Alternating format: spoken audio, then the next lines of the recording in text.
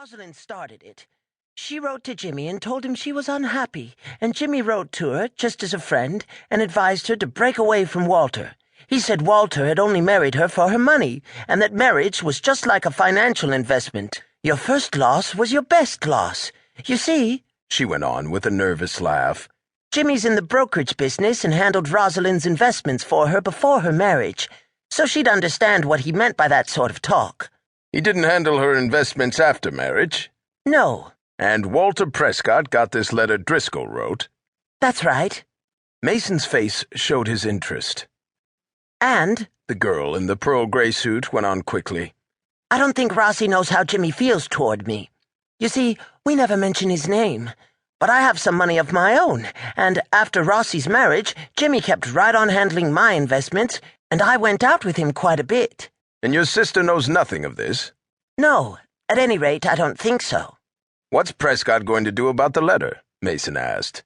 He's going to sue Rossi for divorce, claiming that she's kept up her old affair with Jimmy, and he's going to sue Jimmy for alienation of affections because he put in the letter about Walter's marrying her for her money and told her she'd better leave him. Mason shook his head. I don't handle divorce cases.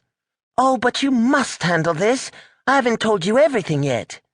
Mason glanced quizzically across at Della Street, smiled and said, Well, then, suppose you tell me everything. Walter got about $12,000 from Rossi. He said he was going to invest it in his business, and she'd get better than 10% on her money, and the investment would increase in value. Now he swears he never received a cent from her. Can she prove that he did? I'm afraid not. You know how it is with things like that. A woman certainly wouldn't ask her husband to give her a receipt. Rosalind had some bonds, and she gave them to Walter and told him to sell them and put the money in the business. Walter admits he sold some securities for her, but he claims the money was turned over to her. And George Ray, that's Walter's partner, Prescott and Ray in the Doran Building, insurance adjusters, says it's absurd to think that Walter put any such amount of money in the business. He says they've been taking money out of the business instead of putting it in. So you see what's happening? Walter's got that money and he's trying now to put Rossi in the wrong so he can get away with it. Yes, Mason told her. I think you'd better see some good lawyer who specializes in domestic relations and— No, we want you. You see, well, something happened this morning. Mason smiled at her and said, Now listen, young lady. I'm not interested in divorce cases. I like trial work. I specialize in murder cases. I like mysteries. I sympathize with your sister, but I'm not interested in her case. There are hundreds of competent attorneys in the city who will be glad to represent her. The woman's lips trembled. I wish you'd at least hear what I have to say, she said, blinking back tears. But apparently, recognizing the futility of her appeal, she hooked the middle finger of her ring hand through the ring in the wire cage and prepared to arise from the big leather chair. Mason said, Wait a minute. I'm interested in that canary. Odd things like that stick in my mind. Now, I want to know why you carried that canary into my office. That's what I wanted to tell you. I was working up to it in my own way.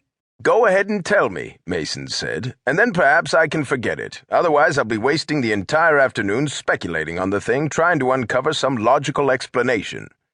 Well, she said, I was over at Rosalind's house this morning, cutting the canary's claws with a nail clipper. You know, a canary in a cage has to have the tips clipped off his claws every so often.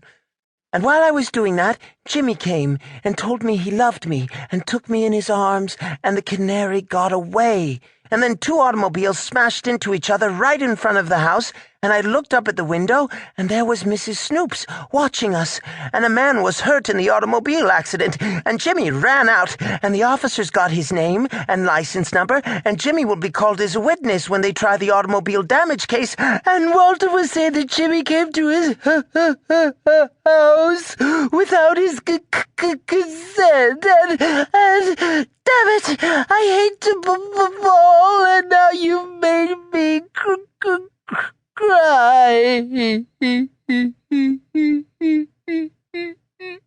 She snapped open her purse, fished out a square of scented lace, and jabbed furiously at the tears which oozed from her eyes. Mason settled back in his chair with a deep sigh of contentment.